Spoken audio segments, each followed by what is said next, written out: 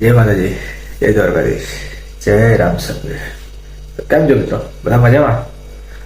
આપણે અત્યારે ઉઠી ગયા છીએ. હજી તો અંધારું છે. 5:30 વાગી રહ્યા છે. દરેક ટોયલેટને લાગ્યું હતું એટલે આપણે ઉઠી ગયા હતા. હવે પાછળ સુઈ જવું છું. ઠીક છે. અને ઉઠીને પાછું તૈયાર થઈને આપણે જવાનું છે કે તમભાઈ મિત્રને ત્યાં ખાત મુહૂર્ત છે. ઠીક છે. તો 10-11 વાગે મારા ખ્યાલથી છે. જઈએ છું તો ઊંઘી જાઉં છું. પાછું અત્યારે મેં ઉઠાઈ તો જઈશું. ઠીક છે. તો વિડીયો બનાવી દેજો, રાહ જોજો. મળીએ નેક્સ્ટ. મિત્રો મજામાં? આપણે અત્યારે ઘનશ્યામભાઈ છે, એમના ઘરનું અત્યારે ખાત મુહૂર્ત ચાલી રહ્યું છે. મિત્રો આપણે ત્યાં આગળ આપણે આવી ગયા છીએ. તમે જોઈ શકો છો આ બધી તૈયારી થઈ ગઈ છે. એમના બે ભાઈઓનું છે. આ બાજુ એમનું છે અને પેલી બાજુ એમના નાના ભાઈનું છે. થઈ ગઈ છે તૈયારી. ના એનો વાંધો નથી. ચલો કેમ છો મિત્રો? મજામાં? તો આપણે ખાતમુહૂર્તમાંથી આપણે થોડું કામ આવી ગયું એટલે આપણે નીચે આવ્યા હતા. ઘરે નોકરી જવાનો બી ટાઈમ થઈ ગયો. આવે છે ભાઈ, નીકળીએ છીએ નોકરી જવા માટે. આપણે તો હાલ ડેરીની આપણી એક જ દુકાન છે. અરે એમના માલિક તો અંદર જ છે.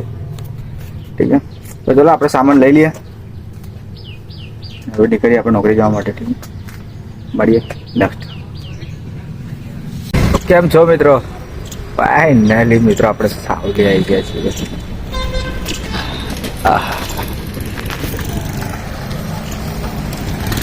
બાઇકમાં આપણે પેટ્રોલ અહીંથી રખાઈ દીધું છે.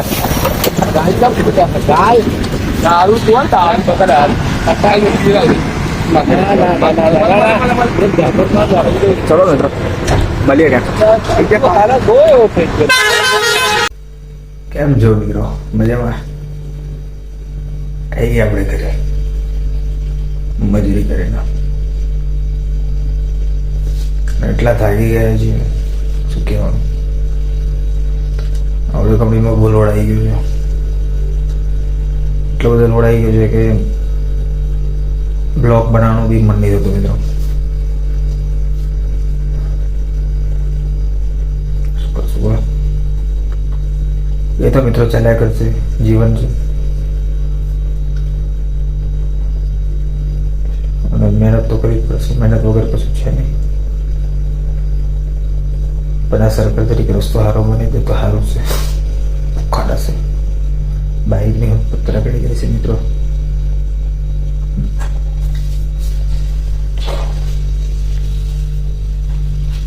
તો ચલો મિત્રો મળીએ આપણે બીજા નવા બ્લોગમાં.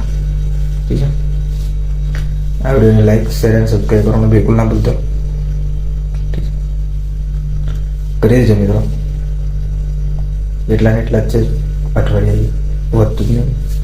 ઠીક છે. તો ચલો હું આશા રાખું છું તમે કરી દેશો લાઈક, શેર, સબસ્ક્રાઈબ. તો મળીએ બીજા નવા બ્લોગમાં.